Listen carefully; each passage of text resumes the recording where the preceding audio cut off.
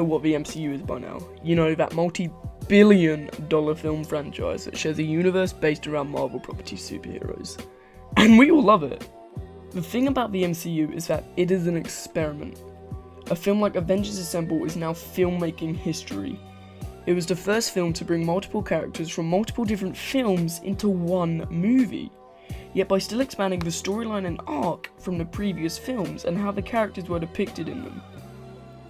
It is a landmark in film, and it's no surprise that everyone is trying to copy Marvel Studios.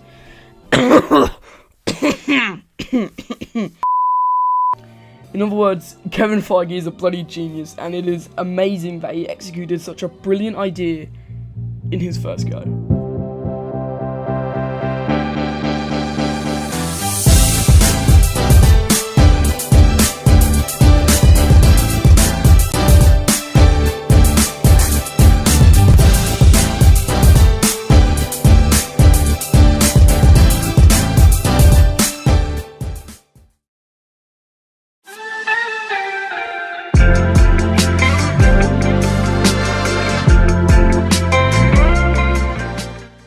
Kevin Feige said that he wanted to change the definition of what a Marvel Studios film could be.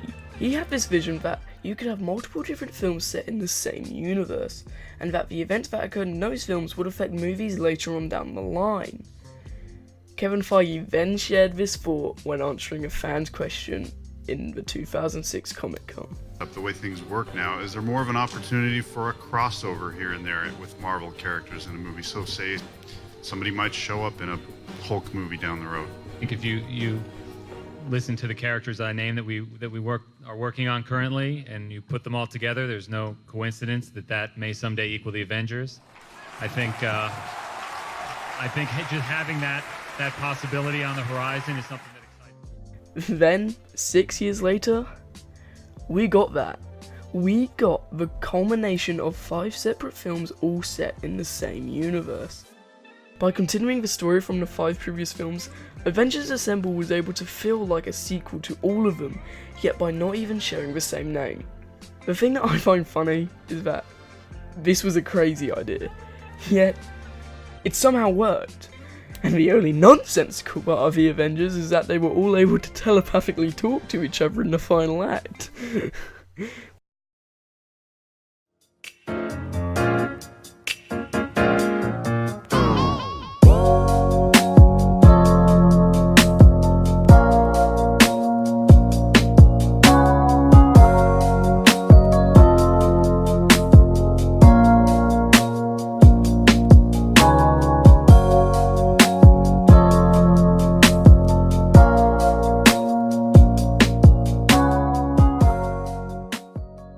Jon Favreau was able to kick off the MCU with a bang by directing Iron Man, having Robert Downey Jr. in the title role. At the time, this seemed like an ill-advised decision, and Marvel agreed. With that, Jon Favreau apparently had to put up a fight to get him cast, saying, "Everybody knew he was talented. Certainly, by studying the Iron Man role and developing that script, I realised that the character seemed to line up with Robert in all the good and bad ways. And the story of Iron Man was really the story of Robert's career." And it's just so amazing that turned out to be true, as RDJ and Tony Stark are so similar. So similar, in fact, that I'm pretty sure RDJ just wears his own clothes onto set now. In all seriousness, this turned out to be one of the best decisions in filmmaking, as Robert Downey Jr. made that film what it is, and if it failed, we would have never gotten the Avengers.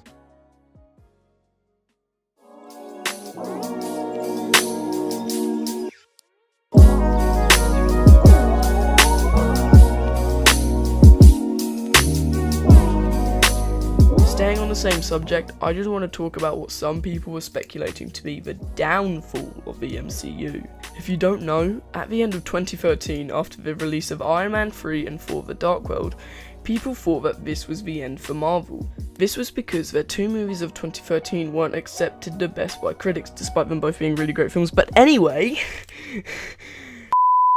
with 2 films that some fans didn't really like in 2013, 2014 had both Captain America: The Winter Soldier and Guardians of the Galaxy in store. This got people worried, as for a lot of people, the first Avenger was their least favourite Phase 1 film, or at least on the first viewing, so Winter Soldier didn't really excite them that much. And Guardians of the Galaxy being a property that most people didn't even know existed, with Andy Dwyer from Parks and Rec in the leading role, people were skeptical. But then, these two movies went on to be some of the best films in the MCU, with The Winter Soldier still being my personal favourite. And just for a sec, I just want to talk about how much of a risk doing Guardians of the Galaxy was.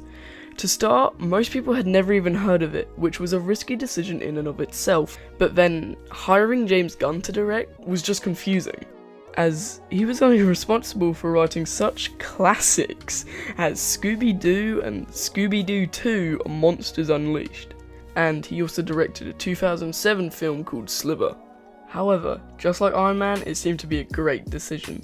I mean, James Gunn knows how to interpret music into his films, and oh my god, Chris Pratt as the starring role was such a pleasant surprise to me because I was a massive fan of Parks and Rec.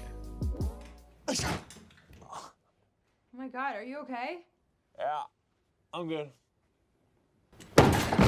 May I also add that literally all of the casting in the MCU, film-wise, looking at you, Iron Fist, is amazing.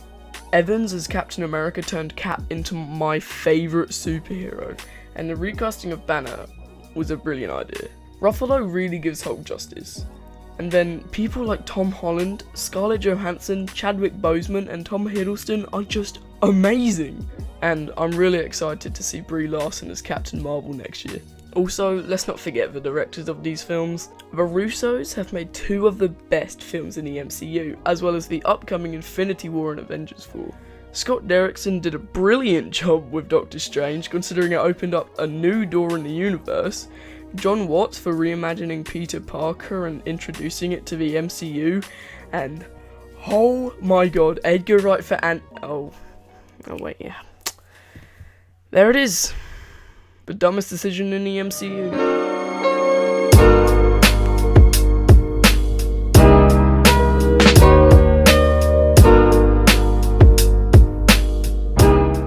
The Marvel Cinematic Universe could have failed in so many different ways. I mean, look at DC for example. I think the main reason they failed is that they rushed it.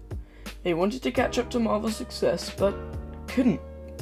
In Justice League, they had to establish 3 whole main characters in only a running time of 2 hours. Whereas with the MCU, every major character was already well established before the release of the Avengers.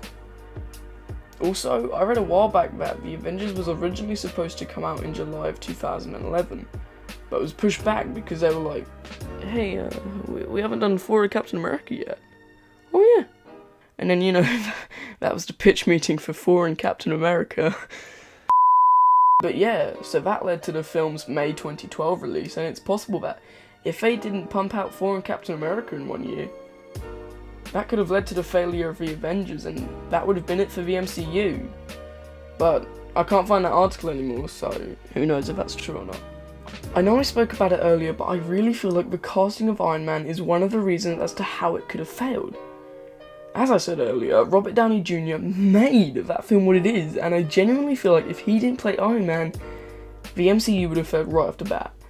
Especially as Iron Man wasn't even their most popular property, so it was peculiar to kick it off with that in the first place. In an October 2017 interview with Art Rocks, Kenneth Branagh, whatever, the director of the first 4 film, said that there was a lot of pressure on him, as he thought that if 4 failed, he was scared that so would the MCU. I see where he's coming from, as 4 introduced the cosmic side of the MCU. It wasn't just genius billionaire playboy philanthropist in a badass suit or big green guy. It was a mythical fish out of water film. I need a horse! Also, they didn't just do superhero film after superhero film. Every film had its own formula. Like how Spider-Man Homecoming is a John Hughes inspired 80s high school film with a spin on it. Winter Soldier is a political thriller, Ant-Man was a heist film, the first Avenger was a World War II film, and Thor Ragnarok is a buddy cop comedy.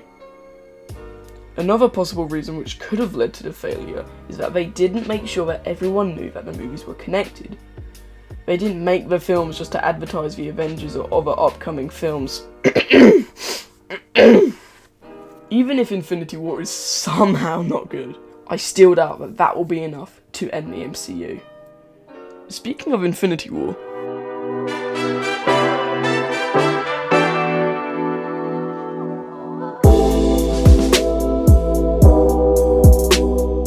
at the moment, we only know the next 5 films in the MCU. Avengers Infinity War, Ant-Man and the Wasp, Captain Marvel, and Avengers 4.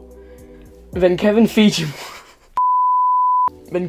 Water said that Spider-Man 2 will kick off Phase 4 just 2 months after the release of Avengers 4. And that's all we really know. Spider-Man 2 will be set immediately after the events of Avengers 4. Kevin Feige hasn't come out with a Phase 4 schedule like he did with 3, because apparently he said that the next 20 films will be completely different.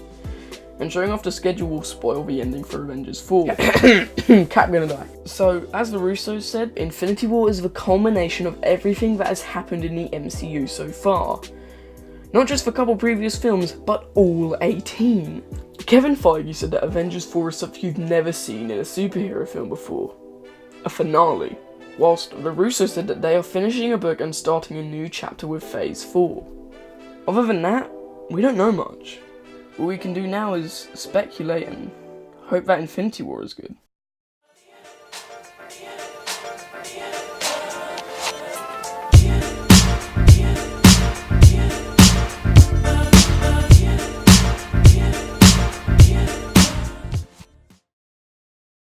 Wait, you expected a post-credit scene as an homage to Marvel? Well, tough luck.